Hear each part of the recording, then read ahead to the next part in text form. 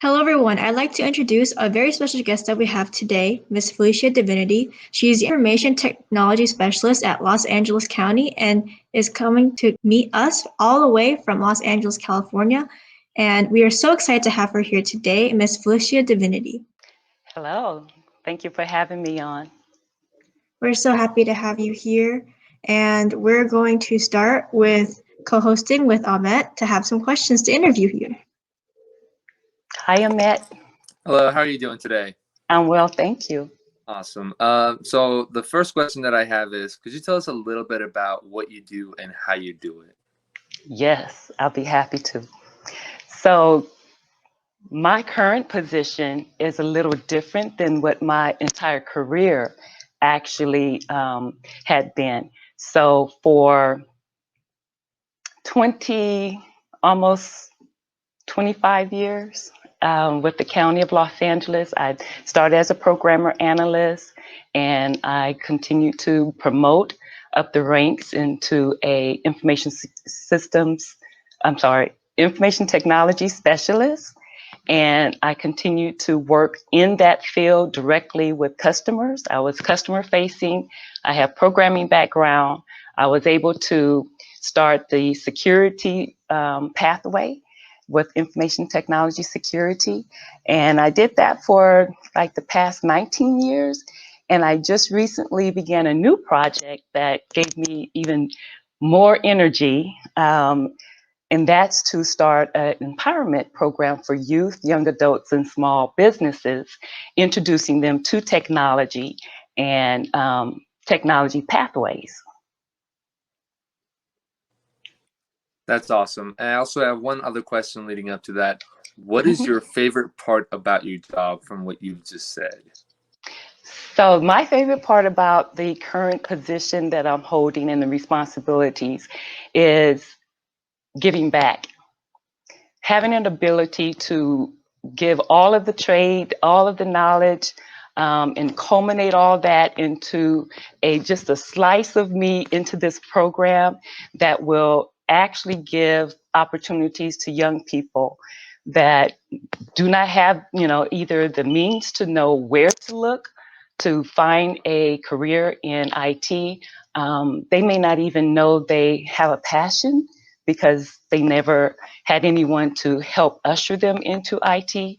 So having an opportunity to provide a pathway for young African American, Latinx people, I mean, that warms my heart in such a way that it gives me fuel every single day. I'm so excited to begin my day at work because I know at the end of the day, the good is going to be paying it forward. It's not just stopping at one. The number of lives that can be changed is you can't even put a number on it. And it's no different than what your experience is, to be honest, Amet, with your involvement with Nevada Help Desk. I mean, look at the opportunities you have and what you are gaining in terms of your IT background, your portfolio, and how it's building you up so that you will be competitive in the IT field when you do step out. That's true. Thank you for answering my questions. My pleasure. So a little bit more. So some questions I have is you've been in the field for a long time. How has it changed since when you first came in versus how it is now? And how do you feel about that change? Great question, Gabby.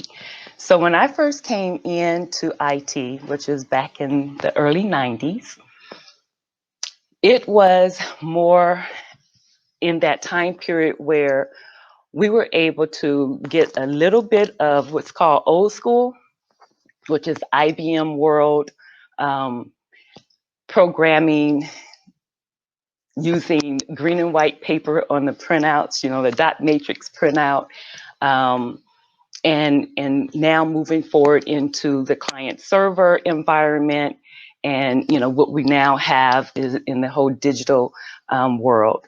So having actually lived through like almost 3 eras now, it gives me great pleasure to be able to even speak on the dot matrix era versus what you all are coming up in the whole digital marketing era where everything that you know has always been on the phone, so or on a computer.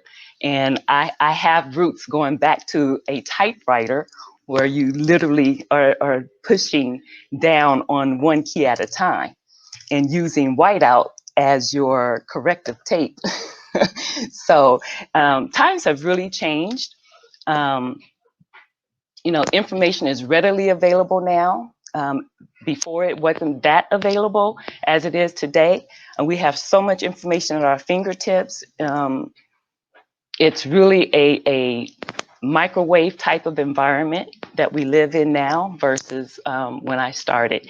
And from a perspective of the workforce, I was the only African American female sitting at the table back then. Unfortunately, that hasn't changed much. I still have that same statistic. As I sit around the table, I don't see a lot of faces that look like me, especially gender as well.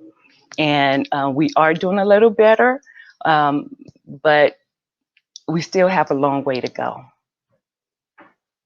Wow, the 90s is, you've been in this field for so long. Has it always been your passion, or did it sort of fall into your hands and you said, oh, maybe I'll try this? Or have you always wanted to do it for as long as you can remember? Great question. So my first passion, my first love was teaching. And I had some passion with computers, but I had one instructor who really was my cheerleader. And he really pushed me and said, you can really be great at this. One thing that you have that a lot of folks don't have in IT, and this is what he said, you have personality. And a lot of IT folks kind of lack those soft skills. And I think you would be a great, um, individual who carries both of those skill sets, where you can communicate just normal conversation and then turn around and speak technology lingo. And so I kind of took that and I built on that, and I kept finding my niche, from programming to starting the cybersecurity terrorism groups, for the County of Los Angeles, being, team leader, assistant team leader, having those opportunities to be those firsts, if you will. It's gratifying, definitely gratifying. You're a really big inspiration for a lot of students, especially the younger generation, in my opinion. Thank you. What is your favorite part of your job? Like, I know that you love your job, but what is your favorite thing? And do you have any memorable moments that you'd like to share for everyone? Yes, I do. So my favorite part about my job is there's something new every single day. It's not the same old thing day after day after day. And that's part of my personality. I'm not that type of person who likes a regimen and, do the same task repeatedly day after day and nothing really changes. There's not a lot of challenge. So having that 19-year stint in IT security, it definitely was very fluid. I can plan my day, and just one phone call or one email would change the course of the day. And having those type of leadways and the energy that I get when there's a problem and I have to solve it, it's like someone injecting a lot of coffee in me, and I'm just excited. I'm like, okay, let's try to figure this out and get this problem solved. So having the diversity and the fluidity in my day, I learned that that's really something that I treasure. Because not a lot of folks have that ability to be able to have a different agenda every single day, and I get to do that. And with this new project that I'm working on, it's an opportunity for me to pull all of the experience that I've learned from. I don't know if you all are familiar with the red light citation. That's where there's a red light signal on the intersection, and when the light turns yellow, then the camera begins, and then when it turns red and the car goes through the intersection, it takes the pictures, and then you get a ticket in the mail. So I was part of the team that implemented the very first red light citation, and that was in the city of Beverly Hills. So that was very exciting. Another accomplishment was I was part of the team that converted all of the municipal courts and superior courts in LA County from IBM to Windows Workgroup 3.11. So that was a long time ago. You like the Workgroup 3.11? I don't know anything about that, right? But that was a long time ago. And being able to provide the training to the court staff and administrators on desktop, just learning how to turn the PC on and opening up the application to get access to their application to process their daily work. That really gave me a great, moment of prideship and being able to move and progress, move the needle forward to move the courts from an old IBM environment to a server client environment. So those two were I think I had the most fun on those two projects because we were able to go to every single court. LA County is a large county, so there are times where we have to spend a night over because the distance was greater than 50 miles. So we had to sleep over at a hotel and then get up. And then our work started after the courts closed. So we had an off shift. So we worked at 5 p.m. until about 2 in the morning. And so that was a little different. One other project is, and I alluded to it earlier, the cyber terrorism workforce groups. So this was a project that started right after 9/11.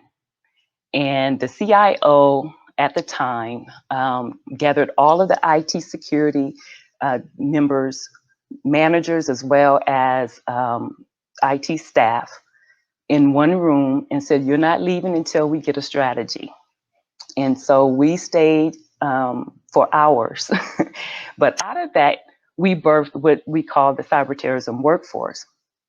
That gave us an idea of creating small teams of IT security folks that has a specific discipline. And each of these teams were able to create countywide security policies. So it was the host protection, the antivirus policies, the security awareness and education policies, and there's so many more. Well, to this day, those policies that we created back in 2001 through 2004, they're still in effect today. And every single county department, which is over 35 departments, all adhere to those security policies. So that's, I think, my best work, and that's going to leave the legacy, my fingerprint, if you will, throughout the county. Wow, that's crazy. You worked on so many things that I didn't even know that you were a part of at first before speaking to you. Like, it's such an honor to be talking to you right now. Well, thank you. One more question that I have that I'm kind of curious about. Since you started so long ago and being a female and a person of a minority race, was it hard to get started? And how did you push through those norms and get to where you are today? That's a great question. So when I got started, I actually was recruited out of college. So there was a big push that LA County Human Resources did to recruit newly graduated students, and I applied. I went through the interview process. It was about maybe, I want to say about 400 students. It dwindled down to 200, and then they hired about 20 of us. And so having gone through that process, I understood the brevity of the overall process years later.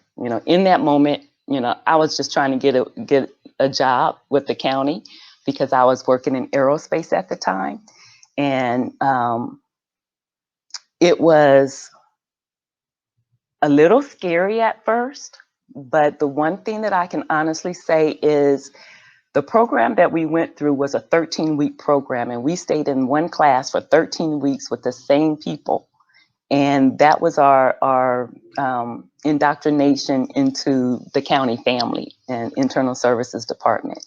And once we finished that class, we were assigned to a specific team. And, during that time, I was one of those fearless type of people. I just jumped in, and I've always had that attitude of, hey, we can fix that, or let's try to figure out a way to resolve this problem. So having that problem solving mentality and just no fear, I think that's what really kept me, going. Again, I had a lot of energy and a whole lot of ideas. And, going into a county environment, it was a different climate from where I came from in aerospace. And so I did have to learn our climate within Internal Services Department and kind of, pull back a little bit. But through those years, I've learned, if you will, I've learned how to navigate. I had great mentors who helped me, both male and female. And I think for the most part, it was a sense of being a part of something much bigger than you. I had a lot of projects from the jail systems to healthcare to auditor controller. That's like the bank for the county. So I've been blessed to work on many different projects with many different county departments and have a little bit of knowledge of a lot of different lines of businesses. And so coming, forward, bringing all that information and experience with me today, and being able to pour that into our new empowerment program, I think that's a valued asset because of the connections that I've made with other managers and IT staff and developing that network. I think that's what I really, really, valued is the development of our network and having those folks on your side to help you navigate through the day-to-day and any type of challenges. Because we all have challenges, There's no perfect career where everything is just always smooth and everything goes as planned. But I did have some good people to cheer me on and to mentor me, and I pay homage to them. Oh, that's really inspiring. And I know for sure that you are an inspiration to many people, especially my age that want to get into tech. Like you're basically representing us. So thank you. And now I'd like to call on another one of my colleagues, Amani. He has some questions that he would like to ask you. Sure. Thank you, Gabby. Hello. Hi, Amani. How are you? Good, and you? I'm well, thank you. Yeah, I just really wanted to say that seeing a person of color in your position is very inspiring. Saying kind of like it's not the end. A person of color wants to go into tech is still a very possible thing to do, especially nowadays as well. So Absolutely. thank you for just being able to go down the path you're going on. You're welcome. So one of the questions that I wanted to ask you is if there was like one thing you wish you have known when you were first starting, or one tip, or I guess like maybe like a motto or something to live by, or something to take with you when you're going through the entire process of getting into the tech industry, especially especially just the tech in general. I'm not bounding it to like one specific area or something. What would that be? Don't shrink. And what I mean by that, be confident in your knowledge and your experience. When you come to the table and you have an idea, put it out on the table. Don't pull back and hold back whatever you have to offer. Give it put it out there, and the only thing that can happen is they either love it or they don't. And that's one thing that I've learned, because I pulled back a number of times, and because of pulling back, that actually showed that maybe I had no interest. So that can be misconstrued by others or taken a different way because you didn't contribute. So I say, don't shrink to any opportunity. Thank you. I'll definitely, I know for a fact that me and my colleagues will definitely take that advice and go miles with it.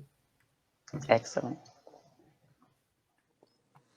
Alrighty, I have one more question. I love how you have helped so many people in the sense of both helping them physically and both like inspiring them.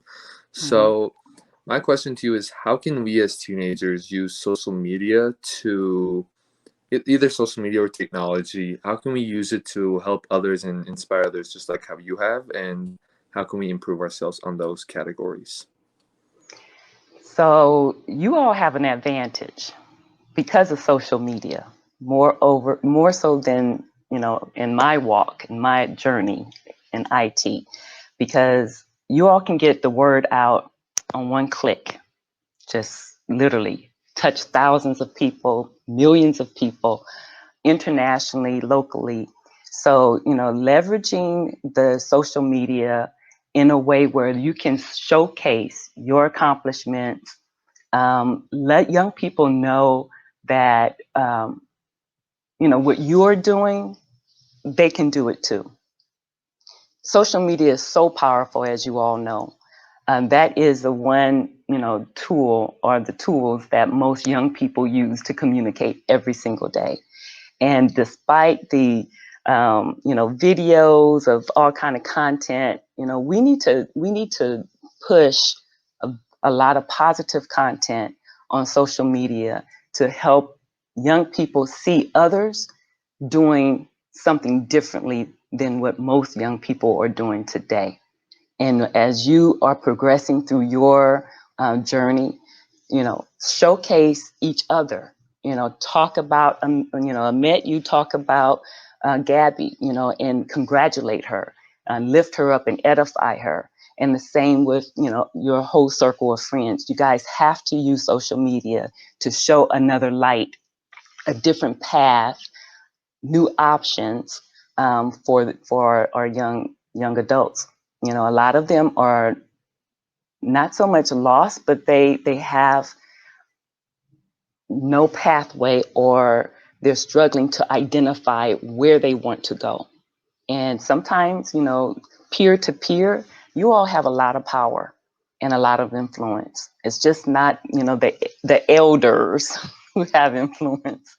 You all have great influence. So, use social media to edify each other and showcase your talents, and, talk about all of your accomplishments with Nevada Help Desk. You guys are doing such awesome, work, and where you guys are today with your certifications.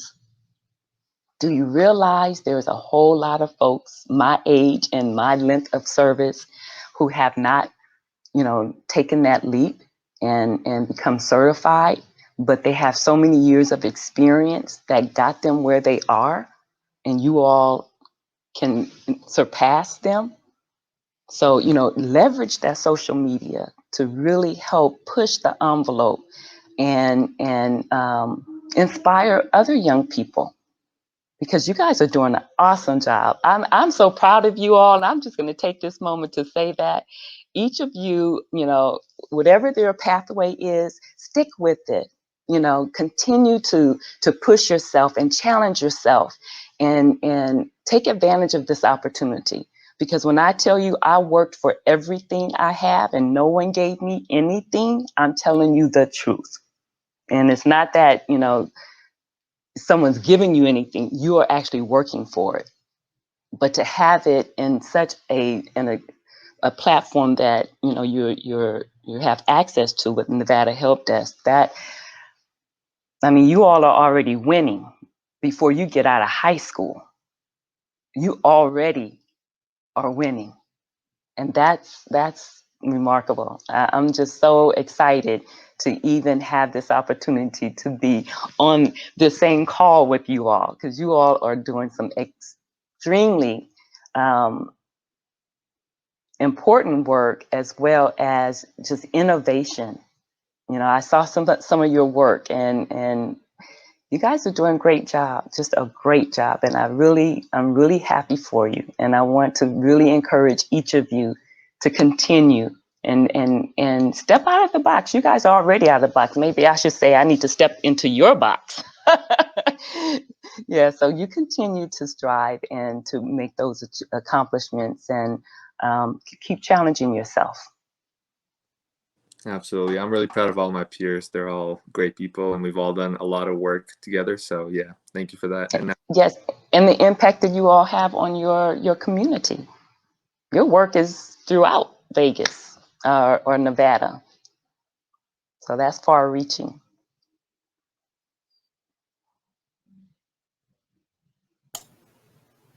I guess I go. Hello. Hi. So, because you work in the IT force, and I'm currently a student in IT. So specifically, other than that, I had a question of what other skills than IT like would be probably necessary in your type of career? That's a great question. I would say what we call soft skills, you know, the personal skills, being able to not only talk tech talk, but being able to connect on the human side, on the non-technical side with whomever you're working with. You know, being able to work in a team and alone.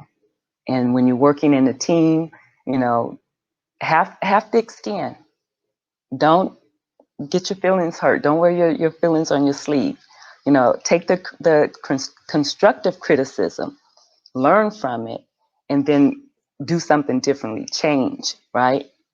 So, you know, having those soft skills really worked well for me because, like I mentioned earlier, a lot of folks in the IT, they don't want to talk to people. They just want to stay with their laptop, their PC, and give me, you know, what I need to do, and I'm good. And having those soft skills, being able to be customer facing and then turn and speak the tech language, that's a skill that is not really available in all IT folks. So work on your soft skills, you know, and also having the ability to be flexible and adaptable easily. You know, I've been on call all my career, literally all of my career, and it's going to be 30 years on April 1st. Actually, it's going to be 30 years. And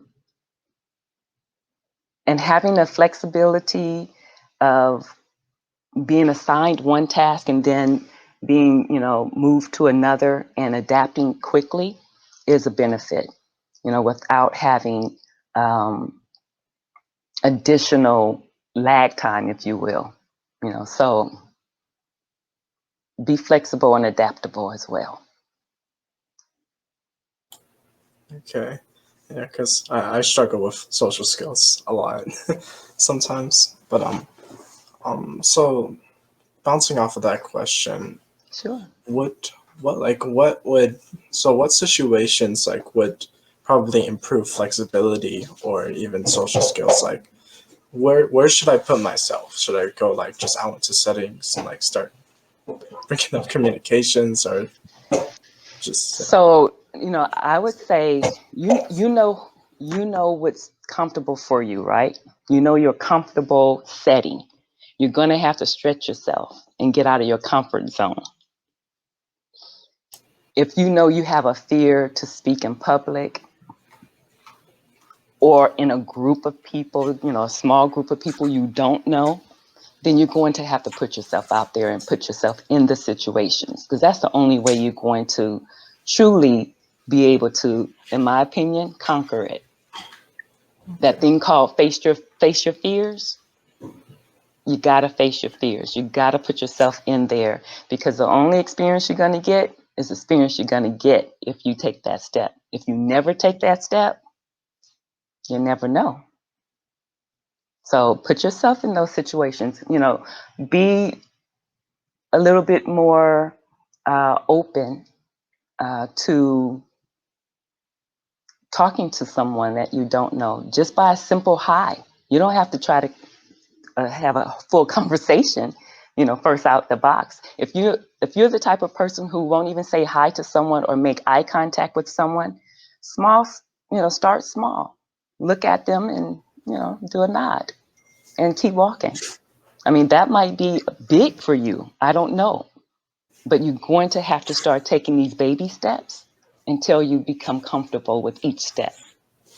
And then when you get, in that comfort zone where you are able to approach someone or speak publicly, it won't be a shock. It won't be, overwhelming, because you have taken those baby steps and you have become comfortable with each of the baby steps. And then you're at that pivotal moment. So just take one step at a time. You'll get there. You'll get there. You're talking to me? I mean, that's nice. Even though it's virtual. And I Yeah, think it's you're doing an virtual. awesome job. Thank you. Yeah. So don't underestimate yourself. Don't sell yourself short, as we say. Okay? Okay. I think I have one more question as well. Sure. So as an upcoming IT student, so like what advice you could just give me in the area or any other people in this type of program? Well, IT is not going anywhere, right? I mean, for the most part, you all have job security. Try to be as bold as you can, in the sense, whatever is your specialty, be good at it. But don't just limit yourself to one thing. Try to have a few things under your hat, because you never know how your future, what your future will hold. So sometimes, like for me, I had that desire to be a teacher. That was my passion. That was actually the one thing I wanted to become, was a teacher. Well, I ended up doing IT. But during my course of my 30 years with the county, I've been able to teach. And so, I still was able to go back to my first love in a different setting. It wasn't a classroom of elementary school or high school students. I was actually doing IT training. So, allow yourself to bloom, to experience, and allow yourself to try different disciplines. You're going to gravitate to what's comfortable for you and what you love, and what your passion is, and you should do that. But also challenge yourself to step out on something that you haven't really mastered, and then sharpen those skills. Make yourself more marketable, because say you're a web designer, Python, whatever your language that you master. But you also have a passion, say, of painting.